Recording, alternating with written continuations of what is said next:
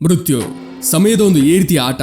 ಯಾವಾಗ ಒಂದು ಶರೀರ ನಶ್ವರ ಆಗುತ್ತೋ ಒಬ್ಬ ಮನುಷ್ಯ ಕೆಲವೇ ಕ್ಷಣಗಳಲ್ಲಿ ನಮ್ಮ ಜೀವನದಿಂದ ಹೊರಟೋಗ್ತಾನೆ, ಮತ್ತೆ ಹಿಂದೆ ಬಿಟ್ಟು ಹೋಗ್ತಾನೆ ತನ್ನ ಪರಿವಾರ, ತನ್ನ ಹಣ, ಸಂಪತ್ತು, ಆಸ್ತಿ, ದೇಹ ಎಲ್ಲವನ್ನ. ನಮ್ಮ ಗರುಡ ಪುರಾಣದ ಪ್ರಾಚೀನ ಗ್ರಂಥಗಳು ನಮಗೆ ಹೇಳುತ್ತೆ, ಯಾವಾಗ ಮೃತ್ಯುವಿನ ಸಮಯ ಬರುತ್ತೋ ಆಗ ಒಂದು ಅಂಧಕಾರವಾದ ಮಂಜಿಂದ ಯಮದೂತರು ಬರೋದು ಕಾಣುತ್ತೆ. ದೊಡ್ಡ ಶರೀರ, ಕೆಂಪಾಗಿರೋ ಕಣ್ಣುಗಳು, ಉದ್ದವಾದ ಉಗುರುಗಳು, ಮತ್ತೆ ಮುಖದಲ್ಲಿ ಒಂದು ಭಯಂಕರವಾದ ನಗುವಿನ ಜೊತೆ ಅವರು ಸಾಯುತ್ತಿರೋ ಮನುಷ್ಯರ ಮುಂದೆ ಬಂದು ನಿಂತ್ಕೋತಾರೆ. ಅವನ ಆತ್ಮನ ಅವನ ಶರೀರದಿಂದ ಎಳೆದು ತೆಗಿತಾರೆ ಮತ್ತೆ ಅದನ್ನ ಪರಲೋಕಕ್ಕೆ ಕರ್ಕೊಂಡು ಹೋಗ್ತಾರೆ.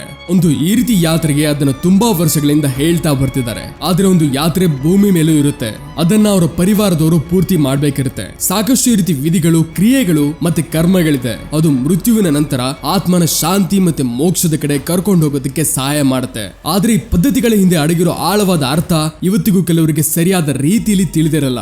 ಈ ರೀತಿ ಹೇಳ್ತಾರೆ, ಯಾವಾಗ ಯಮದೂತರು ಒಂದು ಆತ್ಮನ ತನ್ನ ಶರೀರದಿಂದ ಹೊರಗೆ ತೆಗಿತಾರೋ ಆಗ ಅದು ಒದ್ದಾಡುತ್ತೆ, ಅದು ಅಳ್ತಾ ಹಠ ಮಾಡುತ್ತೆ ಮತ್ತೆ ತನ್ನ ಶರೀರದ ಒಳಗೆ ವಾಪಸ್ ಹೋಗೋದಕ್ಕೆ ಪೂರ್ತಿ ಪ್ರಯತ್ನ ಮಾಡುತ್ತೆ. ಆದ್ರೆ ಯಮದೂತರು ತಮ್ಮ ಚಾವಟಿಯಿಂದ ಎಳ್ಕೊಂಡು ಕರ್ಕೊಂಡು ಹೋಗ್ತಾರೆ. ಹಾಗೆ ಇದನ್ನು ಹೇಳ್ತಾರೆ, ಆ ಸಮಯ ಸಾಯುವ ವ್ಯಕ್ತಿಯ ಹತ್ರ ಕೆಲವು ಭಯಂಕರವಾದ ನೆರಳುಗಳು ಸುತ್ತುತ್ತೆ ಅಂತ. ಕೆಟ್ಟ ಆತ್ಮಗಳು ಅದು ಮೃತ್ಯು ಮತ್ತೆ ಯಮಲೋಕದ ಮಧ್ಯ ತಗಲಾಕೊಂಡಿದೆಯೋ ಅದು ಹೊಸ ಶರೀರನ ಹುಡುಕ್ತಿರುತ್ತೆ. ಅದಕ್ಕೆ ಗರುಡ ಪುರಾಣದಲ್ಲಿ ಹೇಳಿದ್ದಾರೆ, ಯಾವುದೇ ಪರಿಸ್ಥಿತಿಯಲ್ಲಿ ಒಂದು ಮೃತ ಶರೀರನ ಒಂಟಿಯಾಗಿ ಬಿಡಬಾರದು. ಮತ್ತೆ ಮೃತ್ಯು ಆದ ನಂತರ ವಿಧಿ ಪ್ರಕಾರ ಕೆಲವು ಈ ರೀತಿ ಕಾರ್ಯಗಳಾಗತ್ತೆ, ಅದನ್ನ ಮಾಡೋದು ಮುಖ್ಯ ಇರೋದು.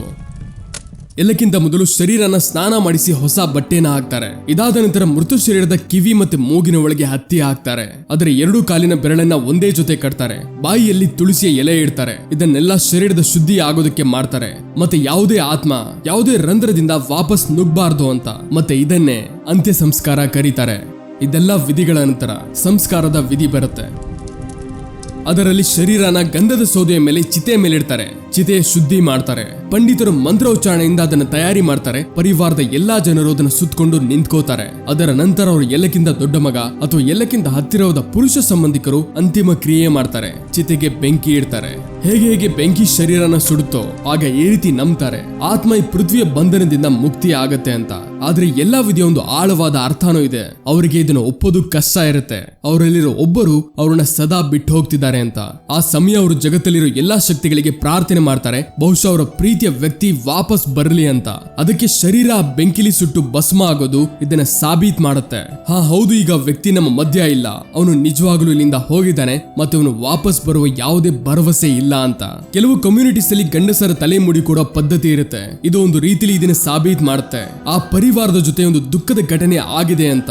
ಒಂದು ತುಂಬಾ ದೊಡ್ಡ ಬದಲಾವಣೆ ಬಂದಿದೆ. ಶವನ ಸುಡೋದು, ತಲೆ ಮುಡಿ ಕೊಡೋದು, ಇದೆಲ್ಲ ಬದಲಾವಣೆನ ಅಕ್ಸೆಪ್ಟ್ ಮಾಡ್ಕೊಳ್ಳೋದಕ್ಕೆ ಸಹಾಯ ಮಾಡುತ್ತೆ. ಯಾಕಂದ್ರೆ ಈಗಷ್ಟೇ ಆ ಯಾತ್ರೆ ಶುರು ಆಗಿದೆ. ಯಮಲೋಕದ ತನಕ ತಲುಪೋದಕ್ಕೆ ಆ ಆತ್ಮ ಒಂದು ತುಂಬಾ ಉದ್ದವಾದ ಮತ್ತೆ ಭಯಂಕರವಾದ ಯಾತ್ರೆ ಮಾಡಬೇಕಾಗತ್ತೆ.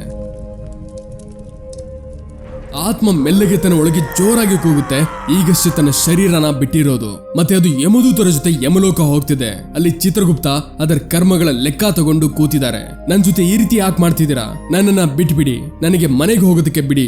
ನೋವಿಂದ ಒದ್ದಾಡ್ತಿರೋ ಆತ್ಮಕ್ಕೆ ಅರ್ಥ ಆಗ್ತಿರಲ್ಲ ಏನಾಗಿದೆ ಅಂತ. ಅದಕ್ಕೆ ಅರ್ಥ ಆಗ್ತಿರಲ್ಲ ಅದರ ಶರೀರದ ಮೃತ್ಯು ಆಗಿದೆ ಅಂತ. ಅದರ ಜೊತೆ ನಡೀತಿರೋ ಯಮದೂತರು ಅದಕ್ಕೆ ಚಾವಟಿಯಿಂದ ಒಡೆದು ಇದನ್ನ ನೆನಪಿಸ್ತಾರೆ. ಈಗ ಅದರ ಯಾವುದೇ ಮನೆ ಇಲ್ಲ, ಅದಕ್ಕೆ ನೆರಳು ಕೊಡುವವರು ಯಾರೂ ಇಲ್ಲ, ಆದ್ರೆ ತನ್ನ ಪರಿವಾರ ಬಿಟ್ಟು. ಹೇಳ್ತಾರೆ, ಯಮಲೋಕದ ರಸ್ತೆಯಲ್ಲಿ ಸಾಕಷ್ಟು ಭಯಂಕರವಾದ ರಸ್ತೆಗಳು ಬರುತ್ತೆ ಮತ್ತೆ ಅದನ್ನ ಎದುರಿಸೋದು ಕೂಡ ಈ ಒಂಟಿ ಆತ್ಮನೇ ಇರುತ್ತೆ. ಇದರಲ್ಲಿ ಎಲ್ಲಕ್ಕಿಂತ ಭಯಂಕರವಾದ ಹಂತವನ್ನ ವ್ಯಾತರಣಿ ನದಿ ಕರೀತಾರೆ. ರಕ್ತದಿಂದ ತುಂಬಿರೋ ನದಿ. ಅದನ್ನ ಪಾರ್ ಮಾಡಿದ ಮೇಲೇನೆ ಆತ್ಮ ಯಮಲೋಕದ ತನಕ ತಲುಪೋದಕ್ಕೆ ಆಗೋದು. ಈ ರೀತಿ ಹೋಗ್ತಾರೆ. ನದಿನ ಪಾರ್ ಮಾಡೋದಕ್ಕೆ ಆತ್ಮಕ್ಕೆ 13 ದಿನಗಳು ಹಿಡಿಯುತ್ತೆ ಅಂತ. ಮತ್ತೆ 13ನೇ ದಿನದ ತನಕ ಆತ್ಮಕ್ಕೆ ಏನು ತಿನ್ಸೋದು ಕುಡಿಸೋದು ಇಲ್ಲ. ತಿಂದೇ ಕುಡಿದೇ ಆತ್ಮ ದಿನದಿಂದ ದಿನ ವೀಕ್ ಆಗ್ತಾ ಹೋಗುತ್ತೆ ಮತ್ತೆ ತನ್ನ ಶಕ್ತಿನ ಕಳ್ಕೊಳ್ಳುತ್ತೆ.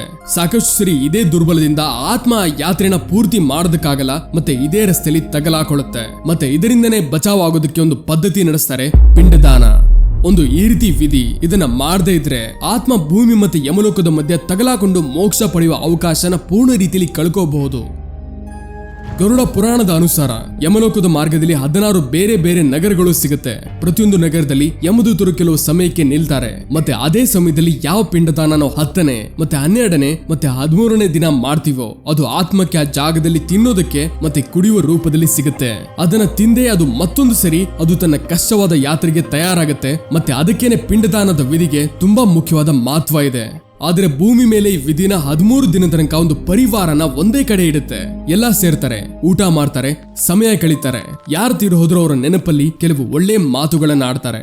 ಇದೆಲ್ಲ ಒಂದು ಪರಿವಾರಕ್ಕೆ ಈ ಕಷ್ಟವಾದ ಸಮಯದಲ್ಲಿ ಒಬ್ಬರಿಗೊಬ್ಬರು ಜೊತೆ ಕೊಡ್ತಾರೆ. ಮಹಾಭಾರತದ ಜೊತೆ ಸೇರಿರೋ ಒಂದು ಕಥೆಯ ಅನುಸಾರ ಸಾಗರ್ ಹೆಸರಿನ ಒಬ್ಬ ತುಂಬಾ ಶಕ್ತಿಶಾಲಿ ರಾಜ ಇದ್ದ. ಅವನ 60,000 ಗಂಡು ಮಕ್ಕಳಿದ್ರು. ಯುದ್ಧ ಮತ್ತೆ ರಾಜನೀತಿಯಲ್ಲಿ ತನ್ನ ವರ್ಚಸ್ಸನ್ನ ಸಾಬೀತ್ ಮಾಡಿದ ಮೇಲೆ ಒಂದು ದಿನ ರಾಜ 100 ಅಶ್ವಮೇಧ ಯಜ್ಞ ಮಾಡೋದಕ್ಕೆ ನಿರ್ಧಾರ ಮಾಡ್ದ.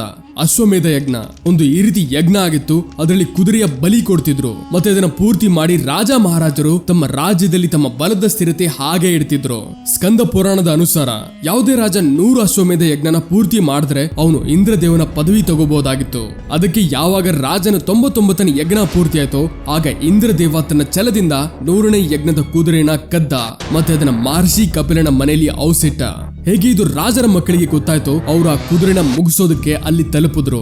ಆದ್ರೆ ಕಪಿಲ ಮುನಿ ಕೋಪದಲ್ಲಿ ಬಂದು ಅವರನ್ನೆಲ್ಲ ಅಲ್ಲೇ ಭಸ್ಮ ಮಾಡಿದ್ರು. ಸಮಯಕ್ಕಿಂತ ಮೊದಲೇ ಮೃತ್ಯು ಆಗಿರೋದ್ರಿಂದ ಅವರೆಲ್ಲಿರೋ ಆತ್ಮ ನೋವು ಮತ್ತೆ ಪೀಡೆಯಿಂದ ಅಲ್ಲೇ ತಿರುಗಾಡೋದಕ್ಕೆ ಶುರು ಮಾಡ್ತು. ಇದನ್ನ ತಿಳಿದ ಮೇಲೆ ರಾಜನ ಒಬ್ಬ ಮೊಮ್ಮಗ ಋಷಿಗೆ ಕ್ಷಮೆ ಕೇಳ್ದ ಮತ್ತೆ ಅವರಿಗೆ ಕೇಳ್ದ ಅವನು ಆತ್ಮಗಳ ಸಹಾಯ ಹೇಗೆ ಮಾಡ್ಬೋದು ಅಂತ. ಆಗ ಋಷಿಯವರ ಅಸ್ಥಿಗಳನ್ನ ಗಂಗಾದಲ್ಲಿ ಬಿಡೋದಕ್ಕೆ ಸಲಹೆ ಕೊಟ್ರು. ಹೇಳ್ತಾರೆ ಯಾವಾಗ ಅಸ್ಥಿಗಳು ಗಂಗಾ ಜಲವನ್ನು ಮುಟ್ಟುತ್ತೋ ಆ ಎಲ್ಲ 60,000 ಪುತ್ರರಿಗೆ ಮೋಕ್ಷ ಪ್ರಾಪ್ತಿ ಆಯ್ತು. ಮತ್ತೆ ಅದಕ್ಕೆ ನಾವು ಇವತ್ತು ನಮ್ಮವರ ಅಸ್ಥಿನ ಗಂಗಾದಲ್ಲಿ ಬಿಡ್ತೀವಿ. ಅಸ್ಥಿ ವಿಸರ್ಜನೆಯ ವಿಧಿಯ ಜೊತೆನೆ ಬಾಕಿ ಎಲ್ಲಾ ವಿಧಿಗಳು ಸಾಯುವ ವ್ಯಕ್ತಿಯ ಆತ್ಮಕ್ಕೆ ಶಾಂತಿ ಮಾಡೋದಕ್ಕೆ ಮಾಡ್ತಾರೆ. ಮತ್ತೆ ಅದರ ಜೊತೆಗೆ ಆ ಪರಿವಾರಕ್ಕೆ ಒಂದು ಕೊನೆಯ ಸರಿ ಬಿಟ್ಟು ಹೋಗೋ ಒಂದು ರೀತಿ ಇರುತ್ತೆ. ಅದರಿಂದ ಅವರು ಆತ್ಮಕ್ಕೆ ತಮ್ಮ ಪರಿವಾರಕ್ಕೆ ಬಂಧನಗಳಿಂದ ಅದನ್ನ ಮುಕ್ತಿ ಮಾಡ್ತಾರೆ ಮತ್ತೆ ಇದನ್ನ ಬಯಸ್ತಾರೆ ಅದಕ್ಕೆ ಮೋಕ್ಷ ಸಿಗಲಿ ಅಂತ. ಯಾವ್ದಾದ್ರು ಪರಿವಾರಕ್ಕೆ ಯಾವುದೇ ಸದಸ್ಯರ ಮೃತ್ಯು ಆಗೋದು ಒಂದು ಈ ರೀತಿ ಘಟನೆ ಇರುತ್ತೆ. ಅದು ತುಂಬಾ ಬದಲಿಸುವಂತದ್ದು. ಸಾಕಷ್ಟು ಜನ ಮುರಿದು ಬೀಳ್ತಾರೆ, ಸಾಕಷ್ಟು ಪರಿವಾರ ಒಡೆದು ಹೋಗುತ್ತೆ. ಮೃತ್ಯು ಒಂದು ಈ ರೀತಿ ಪ್ರಸಂಗ, ಅದು ಎಲ್ಲರಿಗೂ ಬೇರೆ ಬೇರೆ ರೀತಿ ಪ್ರಭಾವ ಬೀಳುತ್ತೆ. ಈ ರೀತಿ ಇದ್ದಾಗ ಪದ್ಧತಿಗಳು, ಆ ವಿಧಿಗಳು ಆ ಪರಿವಾರನ ಪರಸ್ಪರವಾಗಿ ಜೋಡಿಸಿಡುತ್ತೆ.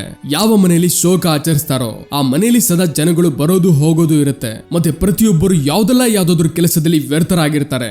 ಇದೊಂದು ಈ ಸಮಯ ಆಗಿರುತ್ತೆ. ಅಲ್ಲಿ ಕೇವಲ ಪರಿವಾರ ಅಲ್ಲ, ಬದಲಿಗೆ ಅಲ್ಲಿನ ಅಕ್ಕಪಕ್ಕದ ಬೀದಿಯವರು ಎಲ್ಲರೂ ಯಾವ್ದಾದ್ರು ರೀತಿಯಲ್ಲಿ ತಮ್ಮ ಯೋಗದಾನ ಕೊಡುವ ಪ್ರಯತ್ನ ಮಾಡ್ತಾರೆ. ಈ ಎಲ್ಲಾ ವಿಧಿಗಳ ಎಲ್ಲಕ್ಕಿಂತ ಆಳವಾದ ಅರ್ಥ ಏನಂದ್ರೆ ಇವು ನಮಗೆ ನಮ್ಮ ಪ್ರಿಯ ಜನರ ಕೊನೆಯ ಸೇವೆ ಮಾಡೋದಕ್ಕೆ ಅವಕಾಶ ಕೊಡುತ್ತೆ.